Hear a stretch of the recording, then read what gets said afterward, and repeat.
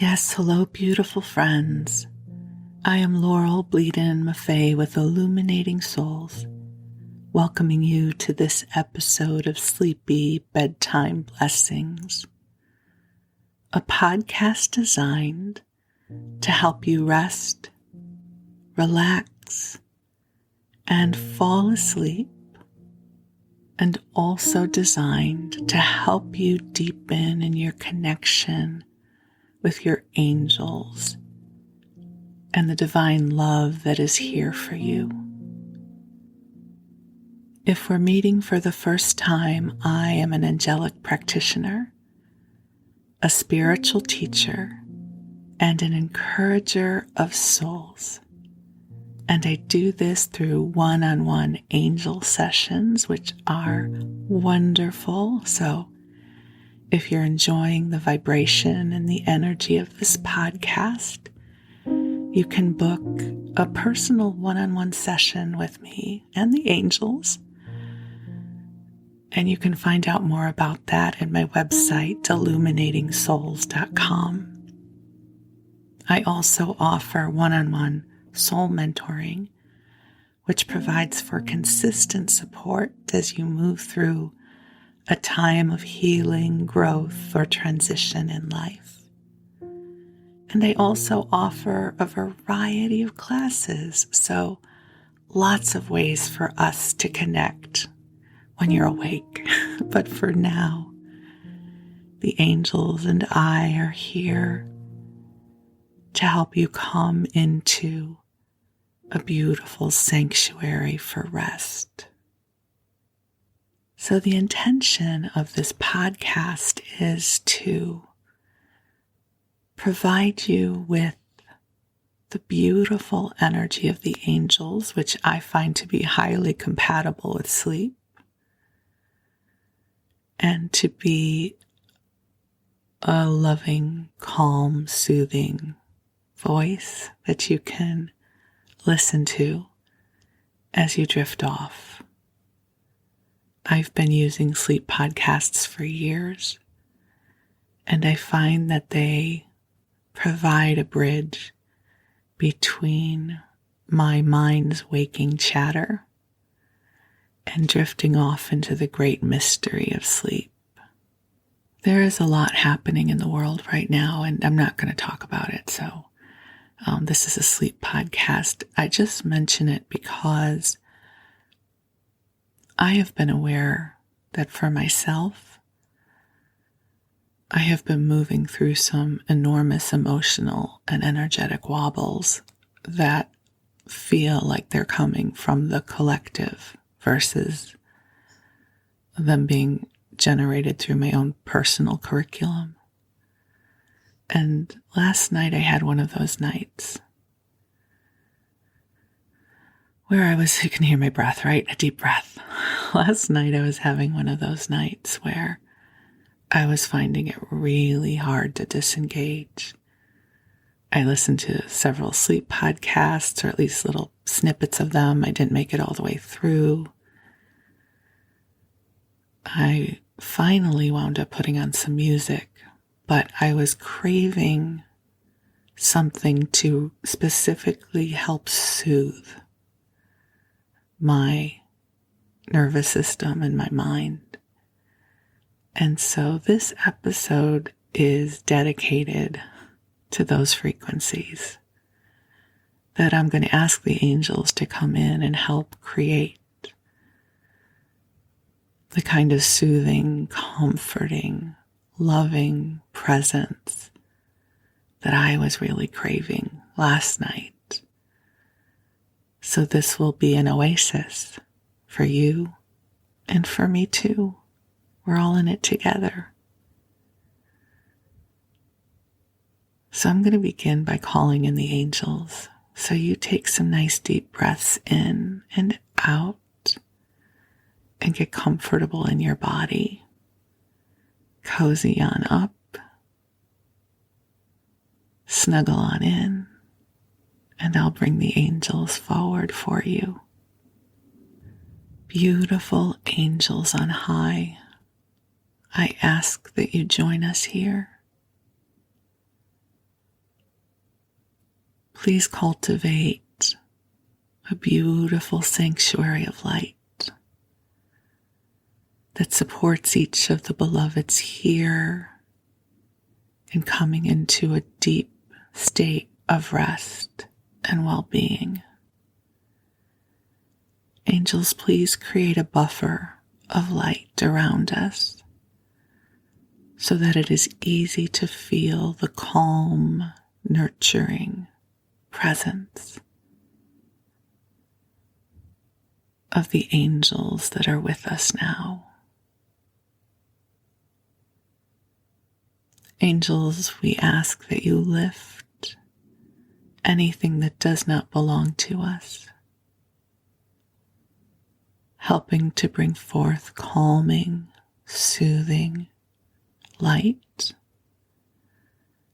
that allows each one of us to go more deeply into a meaningful state of rest. So just take some deep breaths in and out. And the angels are here. They are with you now.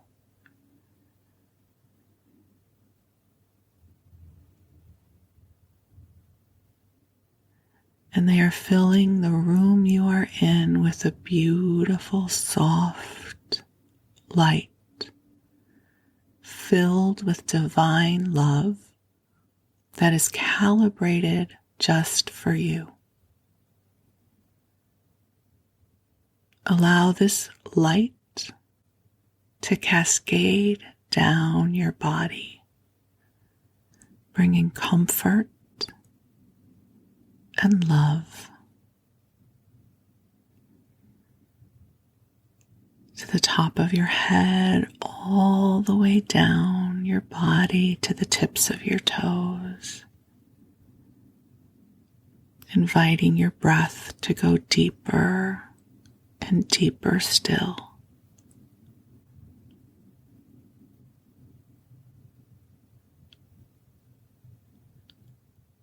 The angels invite you into this space of healing and light.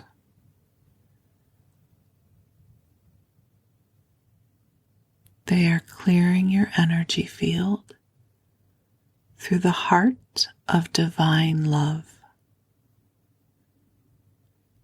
The angels are aware of all that is transpiring in your life and in the world. And they are here with you now.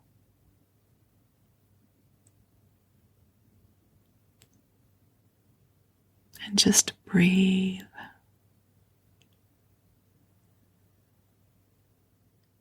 You, beloved, you are precious in this world. And we are so deeply grateful for you. You are one who feels life deeply in your heart. And so this love that we bring to you is an elixir of sorts. There is something about divine love that can bring healing across the timeline of our lives. That in this moment we don't even need to know or name what is up for healing, but we can trust that the heart of God knows. And allow your body to begin to feel both heavy and weightless at the same time. Yes. That beautiful sense of sinking in and floating that comes with sleep.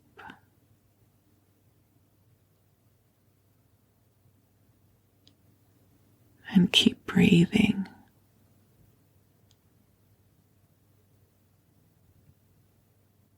As I was getting ready for this episode and feeling the energy flowing in, the angels showed me images of old growth trees. Trees are such magnificent ambassadors for this planet. They draw life from the earth and from the sun, and then they give back generously.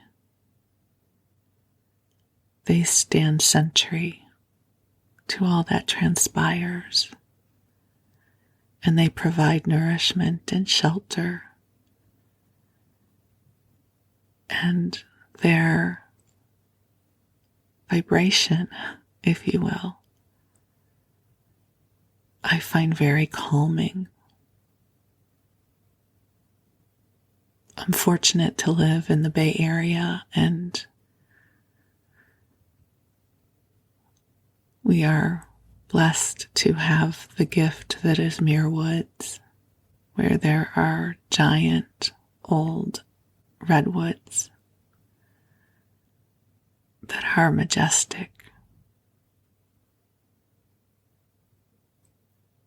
And there's something so healing about being in a forest like that, to be in the calm, to listen to the ambient noise that happens when the wind blows through the canopy of leaves, the way the light dapples through the branches, and how the energy feels so clear and pure.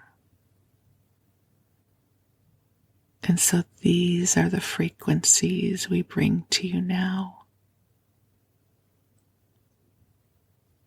And if it helps, you can visualize yourself perhaps even walking through a forest of giant sequoias or redwoods, or sitting underneath a weeping willow. The trees in some ways create the cathedral of God, and they are so very generous in the way they share their life force with the planet. So whatever your idyllic forest would be, feel the vibration and the purity of light that is coming to you now.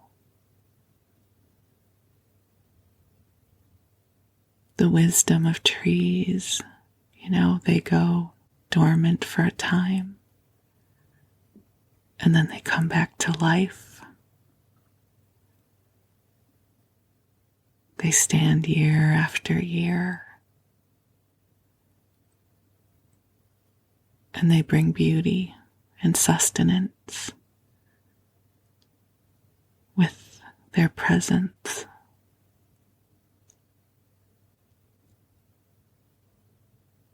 So just breathe in and allow the love of Mama Earth and the trees and the heartbeat of this realm to move through you. Allow yourself to come present to the calm, to the comfort,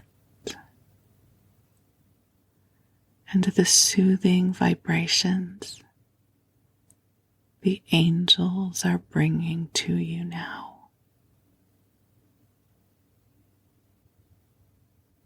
There is nothing you need to do. You can let go of anything that came before this moment and simply allow yourself to receive. there is a harmonic frequency that is transmitting for you right now. That as you sleep and as you rest, the angels will be tending to your energy field to help bring you into a deeper state of balance, a deeper experience of well-being, to help you feel more centered,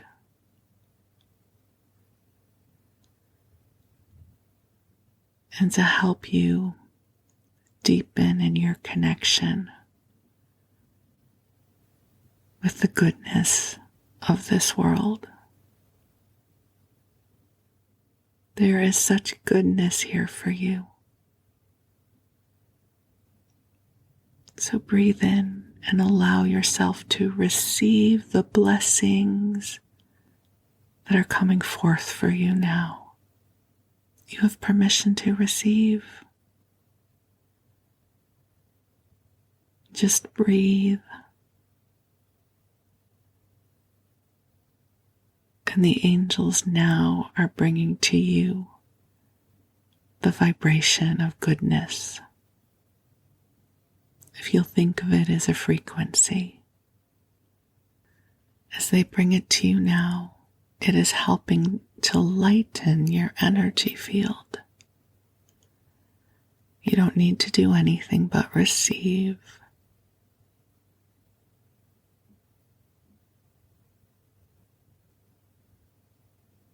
And just allow the goodness to come to you, the brightness of spirit to find you.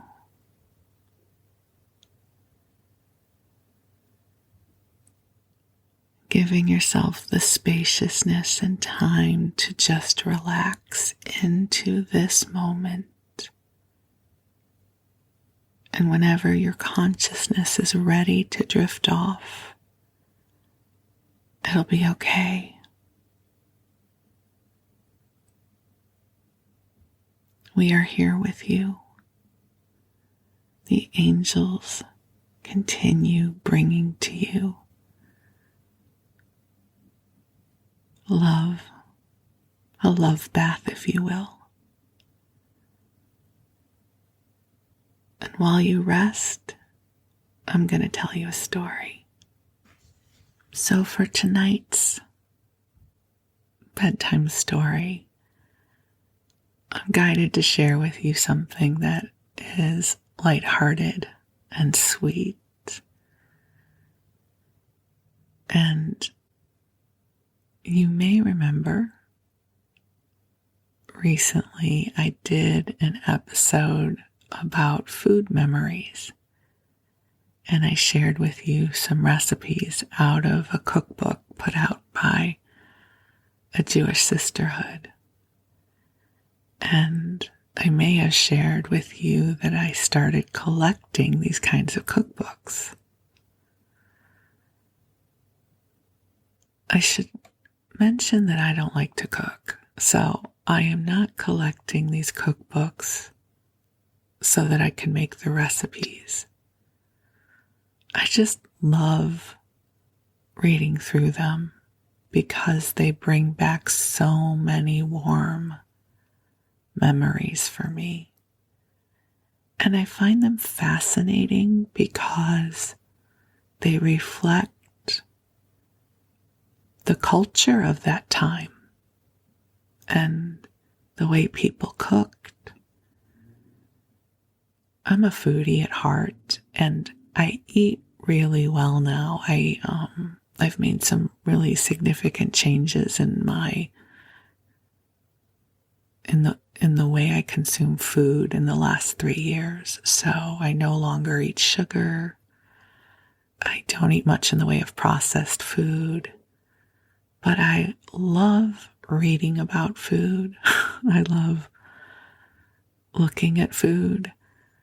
I think much in the same way that I love watching videos of animal sanctuaries and people and their dogs, even though I have no desire to rescue goats or pigs myself, or even to have a dog right now. I love dogs, but now is not the time in my life to have one. So I think there are different experiences in life where we get pleasure out of simply witnessing it, if you will. That's how I am with food these days, especially the food that brings me back to my childhood and my family memories that bring me such a deep sense of joy. So tonight's episode is inspired by the Jewish dish known as Kugel. It's spelled Kugel, Kugel. Now, if you were never raised around Jewish people, you may not have any idea what it is. It is a casserole of sorts, usually made with noodles, and it's often a sweet dish, so a sweet noodle casserole. It can also be savory. And Kugel, my entire life, has always been one of my comfort foods. It was, for me, it would hit up around the top 5 comfort, magical, celebratory foods, right? So birthday cake, ice cream, cookies, and Kugel's up there somewhere. Because whenever Kugel was involved, it was a good day. Does that sound weird? You didn't just have Kugel on a Tuesday, right? Like, it just wasn't like, hey, you might have just mashed potatoes or you might have Kugel. Kugel was not used for ordinary meals. We were Reformed Jews. That means we were of the more liberal Jewish population. In our family, though, we always would have Shabbat dinner. So in Judaism, the Sabbath runs from Friday night to Saturday night. For us, we celebrated in our home with a Friday night Shabbat dinner. My mom would usually make a special meal, and sometimes it would involve Kugel. We loved Kugel in our house. And we would light the candles, and my father would say the bracha over the wine, and then we would have a special meal. So I grew up with Shabbat dinners being special in our house. And I think this is probably why I associate Kugel with a special meal, because we often had it for Shabbat or for Rosh Hashanah or for Passover. My mom would make a matzah Kugel. So when I moved out on my own and I moved to Los Angeles, I wanted to make a Kugel, and I asked my mom for a recipe. Now there's lots of different recipes. The recipe she gave me was one that involves a lot of dairy. My mom's Kugel did not involve dairy when she made it, and I'm trying to remember if I specifically asked her for a recipe that had more of the creamy dairy stuff in it. Because this recipe I'm going to share with you is a recipe that I became famous for. And famous, I don't mean really famous. I mean my, dozen friends who I had at the time loved my Kugel. And so whenever we would have a big meal, I was known for my cranberry chicken, which I shared with you in the last food episode. And to my vegans, I am sorry that I will be sharing some I'll do my best not to share too many meat recipes. But for those who are wanting the best ever Jewish chicken recipe that is inspired by cooking in the 60s and 70s, it's 1 can of whole cranberry sauce, half a bottle of Catalina dressing, and a packet of Lipton onion soup mix poured over your chicken. It's brilliant. And then I would make a kugel.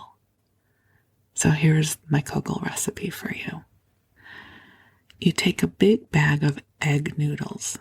So not just regular pasta. It has to be the egg noodles. And you cook them according to the directions on the package. And it's helpful if you make them a little bit al dente.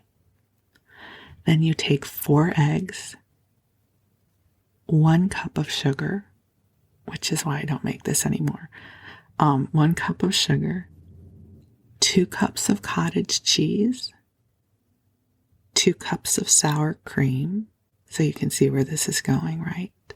And 1.5 sticks of butter melted, 1 tablespoon of cinnamon, 1 teaspoon of salt, and 2 cups of golden raisins. So you mix that all together and you put it into a big, like a 13 by 9 pan. And then you bake it at 350 degrees for 45 minutes. And it tastes like heaven. It's brilliant. When I was younger and lived in Los Angeles, we would cook for each other, right? We didn't have spouses and children to go home to, so we would have dinner parties or we would cook comfort food for each other. And I was known for my kugel. Because kugel, if you grew up with kugel, it's one of those dishes that you love. And when someone makes a good kugel, it's like home, I would imagine. It's similar to growing up in an Italian family. If you have a friend who can make, my friends from New Jersey used to call it gravy, but if you have friends who can make gravy or sauce the way your grandmother used to, that's gold, right? It has all the warmth and memories of goodness and home and childhood. So this was mine. And it's interesting because as I've gotten older, I don't make it anymore because my husband doesn't care for it. I made it for him once and he's like, yeah, it's okay. I'm like, what do you mean it's okay? It's kugel. And he did not grow up with it, so he had no fondness for the dish. And he would eat it because I made it, but he had no kugel joy. And there's just no point in making it if there's no joy, right? And I probably could eat an entire pan by myself, but that's a really bad idea. So I think I may have made it once for his children and they didn't like it either. So I sort of put the kibosh on my kugel days, but I do appreciate it when other people make it and I can have a bite or two here or there. So I thought I would share that with you and invite you to think about what dishes from your upbringing bring that forward for you. You know, there are certain meals, certain flavors or scents that just bring back that sense of home. And this is one of mine. You know, over the years, I played around with the recipe. When I was off sugar years ago, I'm off sugar again, but at the time I was off it for 12 years before that. And then I got back on it for a while. But so back then, I found a recipe that was sweetened with, I think, apple juice and maple syrup or something. And it was okay, but it wasn't good. And My mom's version didn't have the dairy, so she usually used margarine, and there was none of the dairy, so it was a really different texture, but it was still really good. So I thought we would dive into some of the community cookbooks, and I will share with you a variety of Kugel recipes while you drift off to sleep. I will do my best to make this as boring as possible, yet still a bit entertaining. So if you're not asleep yet, at least I'll keep you amused. So here is my ode to Kugel. We're going to start with a community cookbook called A Taste of Tradition, a kosher cookbook from Shereth Israel Sisterhood in Dallas, Texas. Now, I should mention, what does it mean when it's a kosher cookbook? I'm sure you've heard that word before, and if you, again, haven't grown up around Jews, you may not know what that means. Some Jewish people keep kosher, and there's a whole set of rules associated with it, but the main one to consider is that they do not mix milk and dairy, and they also do not eat any pork products. So in a kosher cookbook, you would not have a recipe that would call for meat and dairy in the same dish. And this cookbook was published in 1980. And I will say that I specifically purchased this cookbook because the seller on eBay, when they were taking pictures of random pages, they took pictures of the Kugel page. So that to me felt like kismet, like this was meant to be mine. And this is interesting because they really have a variety of different kinds of dishes here. So let's go. The first one is an apple noodle Kugel, and this is submitted by Doris Freed. Now, for those of you who heard the other episode I did, that other cookbook had a lot of people, a lot of the women associated as Mrs. and then the husband's name, last name. In this one, there is no Mrs. So-and-so, it is the woman's name. So this is from Doris Freed. So we're going to set the oven temperature to 350, so 350 degrees. You take 1 pound of wide egg noodles, 3 eggs, a 1/4 cup of sugar. So right away, that sounds more friendly than mine did, because mine takes a cup of sugar. Of course, I love that, right? So this is just a 1/4 cup of sugar, so a little better. 8 ounces of cream cheese, 8 ounces of cottage cheese. So again, that's half the amount of sour cream and cottage cheese that's in my recipe. 1 teaspoon of salt, a 1/2 cup of raisins. And I'm sorry, in my opinion, raisins make the Kugel.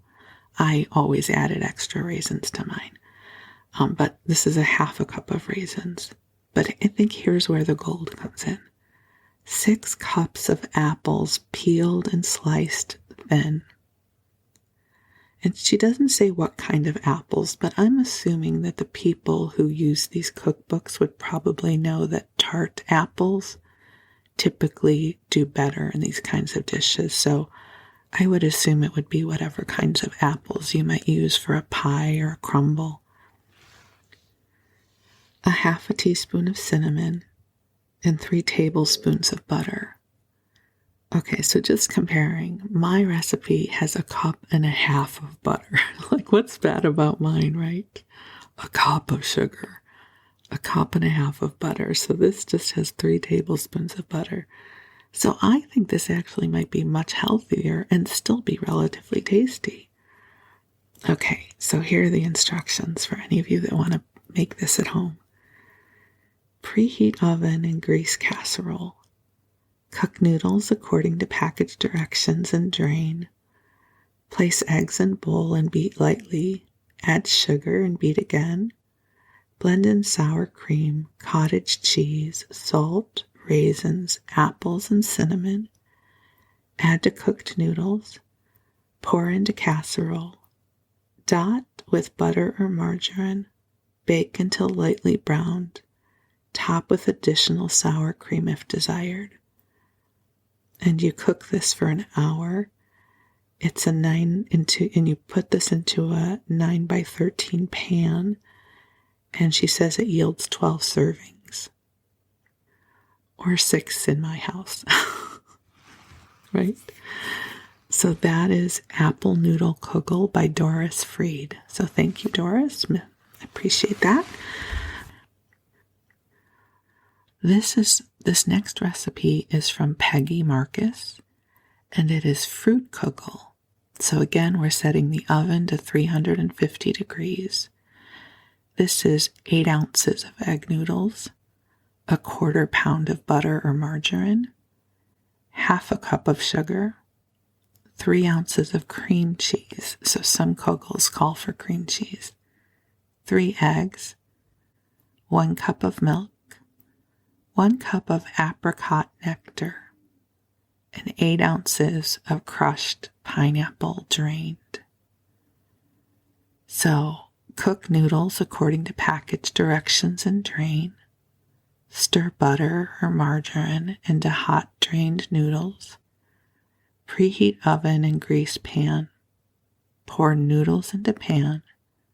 Cream sugar and cream cheese. Beat eggs and add to cream cheese mixture. Add milk and apricot nectar.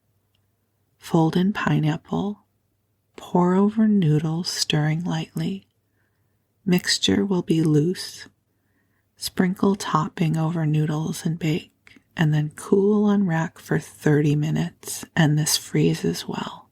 Now, we have not yet talked about toppings for kugel, but some people top theirs with crushed cornflakes, as does Peggy Marcus. So her topping is a 1/4 cup of sugar, 1 teaspoon of cinnamon, 4 tablespoons of butter or margarine, and it says 2/3 tablespoon of crushed cornflakes. That doesn't sound like that's enough. I wonder if it was supposed to be 2/3 of a cup. So it says combine sugar, cinnamon, butter, or margarine, work in crushed cornflakes and sprinkle over noodles. And this one we're cooking for 45 minutes to an hour. That one sounds really interesting. Okay. Next episode, next recipe. This is from Pearl Harris. Again, ovens at 350. So you can make all of these kugels at the same time because they all just need 350 degrees. Again, we're looking at 8 ounces of wide egg noodles. Now, it's interesting that just so you all know, if you're going kugel ingredient shopping, there are different kinds of egg noodles. There's the wide ones, the medium ones, and the thin ones. They all taste the same, but they just give a different texture. I personally liked my kugel with the medium ones. So not the super thin ones and not the super wide ones. I went for the medium ones, but you do you. So 8 ounces of wide egg noodles cooked, 4 eggs beaten, 6 tablespoons of margarine or butter melted, 12 ounces of dry cottage cheese, and then they have in parentheses ricotta cheese, 6 ounces of applesauce, 1/2 cup of raisins, 1 teaspoon of cinnamon, and then 1/2 cup of sugar, which is optional, and 1/4 teaspoon of vanilla. Mix all ingredients together and pour into a well-greased pan. It can be frozen. If creamed cottage cheese is used, drain well, and then you bake either 45 minutes to 60 minutes until it's set. So you can see that they're the same basic ingredients, but probably just like spaghetti sauce or meatloaf or chocolate cake. each family would have their own way of doing it. And then the way your grandmother or mother made the dish was the way you would crave it, right? You would go to each person's house, and if you were there for a Jewish holiday and Kugel was present, it would be made a little bit differently than your family made it. But wait, there's more. It's interesting how they're all very similar, but this one is from Ardell Freeman. Again, 350 degrees is the oven. She is using 8 ounces of the medium-wide egg noodles, 6 eggs, 3/4 cup of sugar, half a pint of sour cream, 1/4 pound of margarine melted, 1 teaspoon of vanilla, 1 teaspoon of baking powder, a 29-ounce can of sliced peaches, drained, but reserve 10 slices for topping, 1/4 teaspoon of cinnamon, and 2 tablespoons of sugar. That's interesting. So again, you kind of cream everything together and make the noodles. I'm not going to read all that again because you guys are getting the hang of it now. But you decorate it with the reserved peaches and combine 2 tablespoons of sugar and cinnamon and sprinkle that over the kugel. So it's interesting as I look through these recipes, how there are slight differences between them. It cracks me up that my version had the most sugar and butter. Like, of course it did. Like, give me the most of everything. Give me the most butter, give me the most sugar, and then I put in extra raisins. No wonder my kugel was so good. Back then, I don't know about the 80s, but, in the 60s and 70s, margarine became a thing. So my mom cooked mostly with margarine and not butter. So when I discovered the power of butter when I lived on my own, it was a revelation. I was like, oh my God, this is the best thing ever. I'm going to move over to another cookbook. This is Hand in Hand, Heart to Heart, Sisterhood Temple Bethel in Allentown, Pennsylvania. And this was published in 1994. Now here we're going to delve into potato kugel. Now I have to tell you, I cannot speak with any authority on potato kugel because that was not a dish in our family, nor have I ever made it. But now we're getting into more of a savory kugel. And listen, if you know me at all, you know I would have always chosen sweet over savory, so I never made any attempt to master the savory kugel. I would have been like, what's the point? But now that I don't eat sugar anymore, these actually sound kind of good, so here we go. Potato kugel. And this is by Evelyn Brown. 3 large to medium Idaho russet potatoes, half a medium onion, 1 large egg, 3 tablespoons of flour, 1 teaspoon baking powder, 1 teaspoon salt, 1/4 teaspoon of pepper, and 3/4 cup of corn oil. So kugel, again, is just another form of a casserole. So this is a savory potato casserole known as a kugel. So here we're preheating the oven to 350. Take baking pan about 10 by 10 inches and add half a cup of oil and preheat. Peel and thin grate potatoes and onions. Lightly beat the egg. Add to potato mixture. Mix in well. Add flour and baking powder. Stir in lightly but well blended. Add salt, pepper, and 1/4 cup of oil. Stir and mix everything until it is all mixed in. Pour mixture into preheated pan and bake about 45 minutes at 375 degrees. Okay, you know what? We're going to go back to the sweet kugels because I have to read you this. I have to read you the name of this recipe. It's called My Mom's Incredibly Fattening Noodle Pudding. A friend gave this one.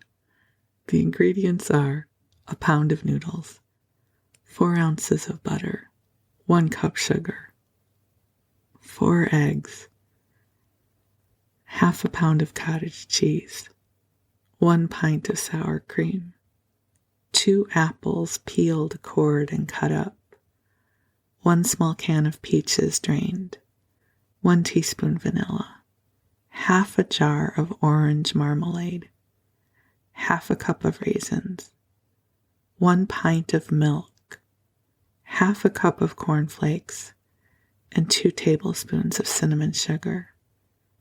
So preheat the oven to 350 degrees. Parboil noodles for 5 minutes and drain. Melt butter over noodles, making sure all noodles are drenched in butter. Mix sugar and eggs with an electric blender. Add cheese, sour cream, and milk. Fold in apples, peaches, vanilla, marmalade, and raisins.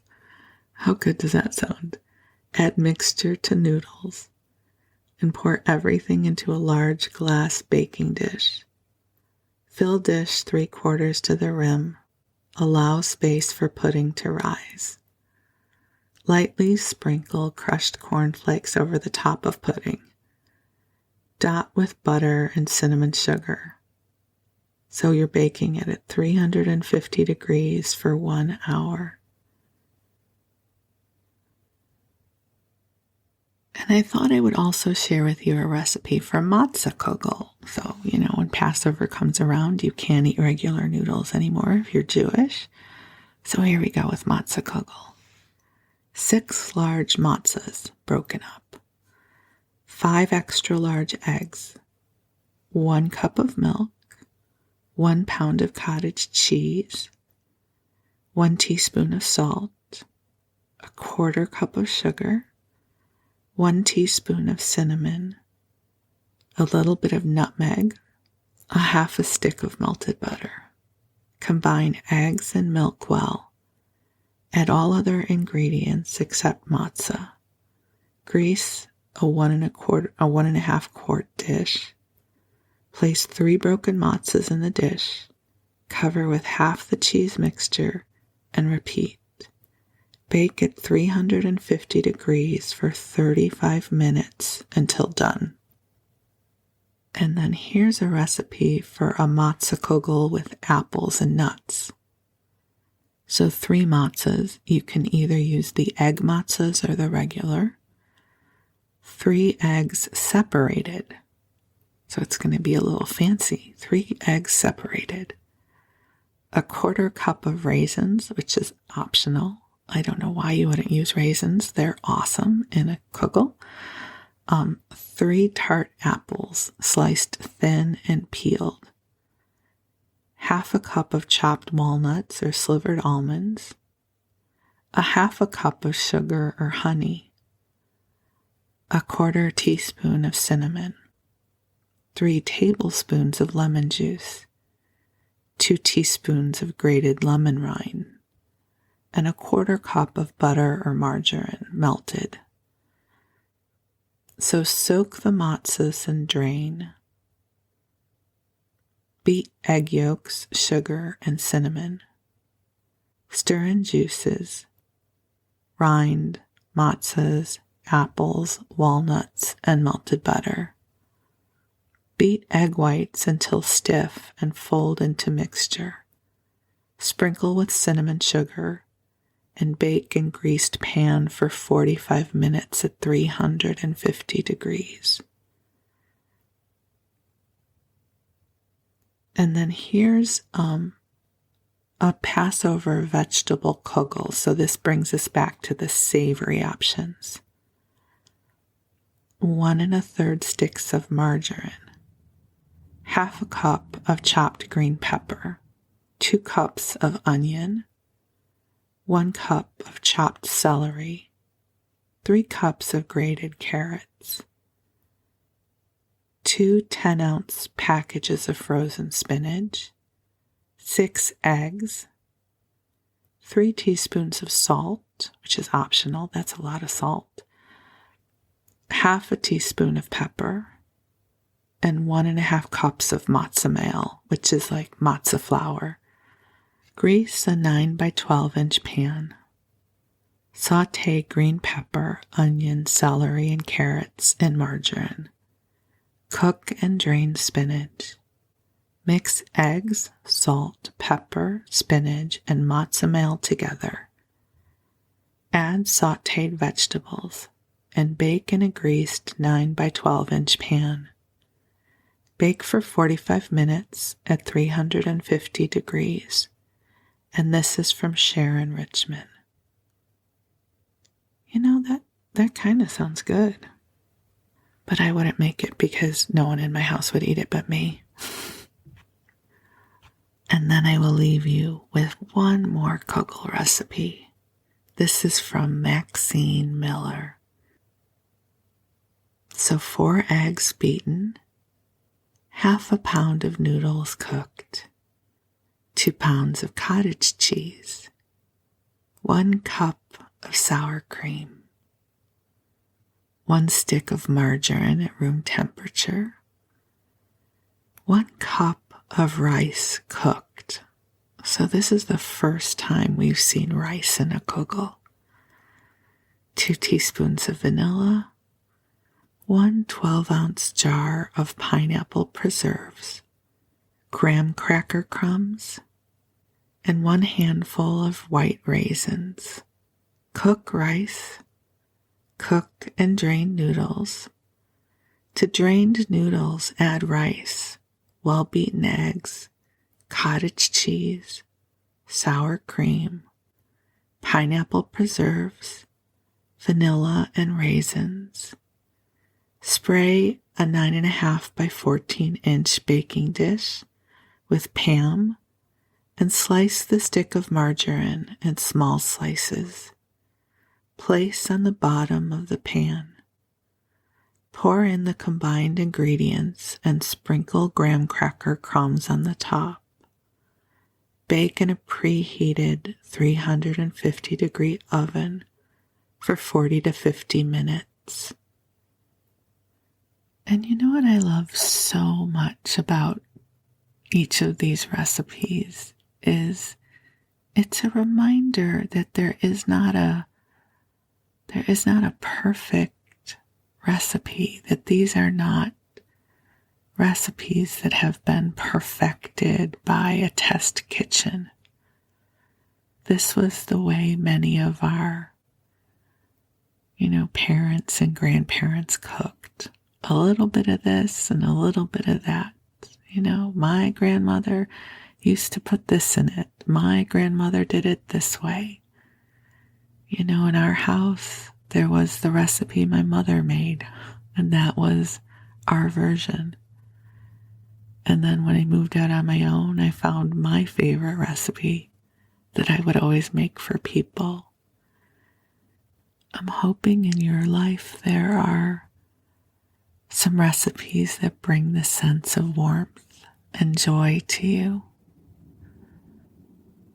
the way these recipes do for me. It's a testament to the many unique ways that we all grow up and live our lives. I love reading through these recipes and these cookbooks because they're a window into the kitchens, which were quite often the heart of the home. And when I think of the women of these generations and how they often learned to cook from their mothers, learned to cook from their mothers. And there is a sense of warmth and ancestry in these recipes.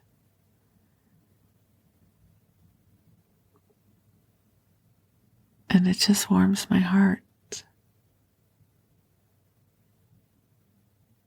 And so I bring to you these warm sweet, lighthearted memories to perhaps help you connect with your memories too. So I wish you a good rest.